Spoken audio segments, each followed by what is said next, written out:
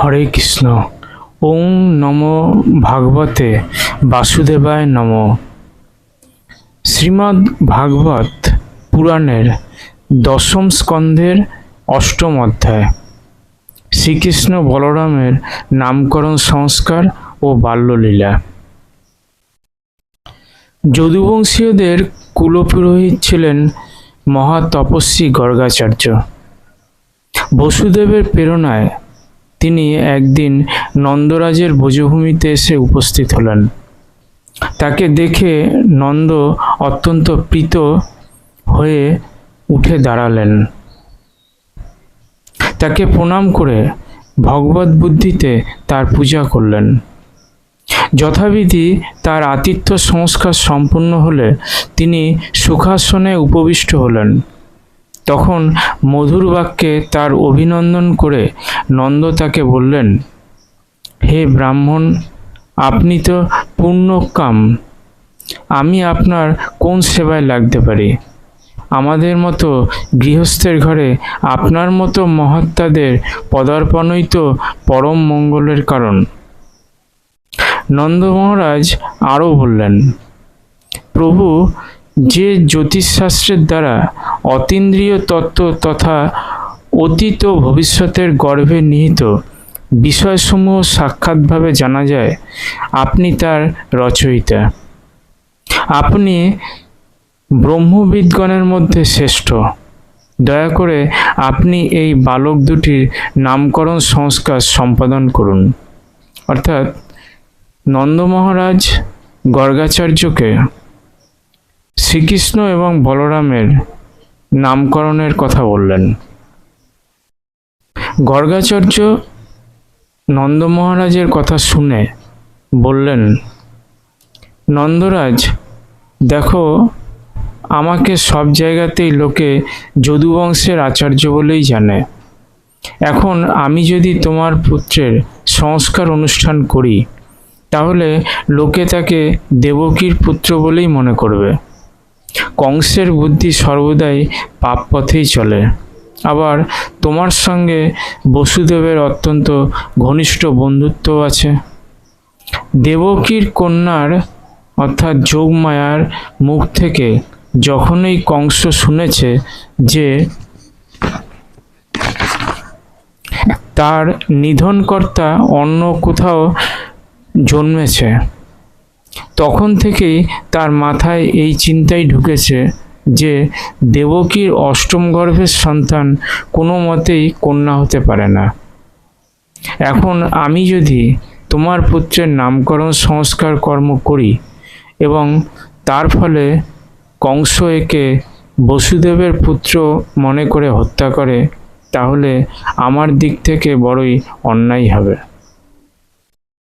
এ কথা শুনে নন্দ মহারাজ বললেন, ভগবান, আপনি একান্তে অবস্থিত আমার এই গোশালায় গোপনে একমাত্র চিত্ত স্বস্তিবাচন করে এদের দ্বিজাতি সমুচিত সংস্কার করে দিন।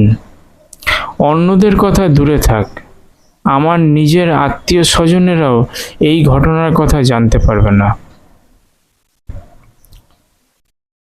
তখন গর্গাচার্য নিজেই অবশ্য মনে মনে এদের নামকরণ সংস্কার যে করতে এসেছেন সেটাই চিন্তা করলেন। এখন নন্দ তার কাছে এইভাবে প্রার্থনা জানালে তিনি সকলের চোখের আড়ালে গুপ্তভাবে সেই দুই বালকের নামকরণ সংস্কার করলেন।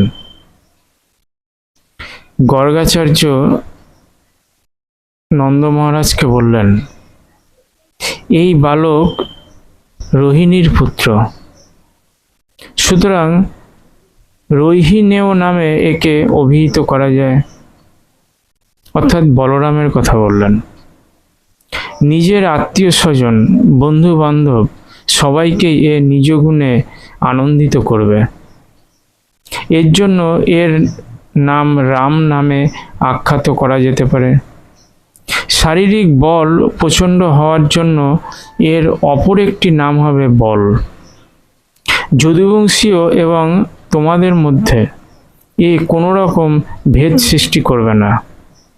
মানুষের মধ্যে পরস্পর বিবাদ বিভেদ সৃষ্টি হলে এ সকলকে আকর্ষণ করে তাদের মিলন ঘটাবে। এই জন্যই একে সংকর্ষণ ও বলা যেতে পারে। আর এই যে শ্যামল বর্ণের বালক অর্থাৎ শ্রীকৃষ্ণের কথা বললেন, এ প্রত্যেক যুগেই শরীর ধারণ করে থাকে।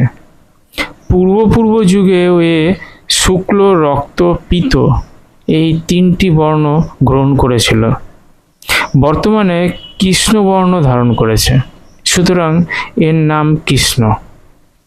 তোমার এই পুত্রটি পূর্বে কোনো সময় বসুদেবের পুত্ররূপে জন্ম নিয়েছিল। সেই জন্য যারা এই রহস্য জানেন তারা একে শ্রীমান বাসুদেব বলেই থাকেন। তোমার এই পুত্রের আরও একটি নাম ও রূপ আছে। এর যত গুণ এবং কর্ম আছে সেই অনুযায়ী এর ভিন্ন ভিন্ন নাম ও ভিন্ন ভিন্ন রূপ বর্ণন করা আছে। আমি সেগুলি জানি, কিন্তু সাধারণ মানুষ তা জানে না। এ তোমাদের সর্ববিধ কল্যাণ করবে, অর্থাৎ ভগবান শ্রীকৃষ্ণ কল্যাণ করবেন, এ কথাই গর্গাচার্য নন্দ মহারাজকে বললেন। গোপগণের এবং গোজাতির পরম আনন্দের কারণ হবে। এর সাহায্যে তোমরা সমস্ত প্রকার বিপদ থেকে রক্ষা পাবে। যে সকল ব্যক্তি তোমার এই শ্যামল সুন্দর পুত্রটির প্রতি অনুরক্ত হয় তারা মহাভাগ্যবান। যেমন ভগবান বিষ্ণুর করকমলে ছত্রছায়ায় অবস্থিত দেবগণকে অসুরেরা পরাজিত করতে পারে না, সেই রকমই এর প্রতি প্রেমাসক্ত মানুষদের কোনো শত্রুই জয় করতে পারবে না। সে শত্রু বাইরের কিংবা অন্তরের যাই হোক না কেন।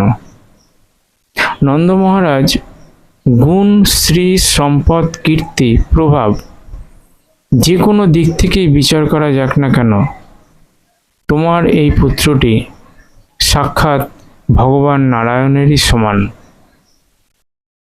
এইভাবে নন্দকে সম্যক রূপে বুঝিয়ে এবং আদেশ দিয়ে গর্গাচার্য নিজের আশ্রমে ফিরে গেলেন। তার সব কথা শুনে নন্দের হৃদয়ও আনন্দে পরিপূর্ণ হয়ে গেল। হরে কৃষ্ণ। ওং নমো ভাগবতে বাসুদেবায় নমঃ।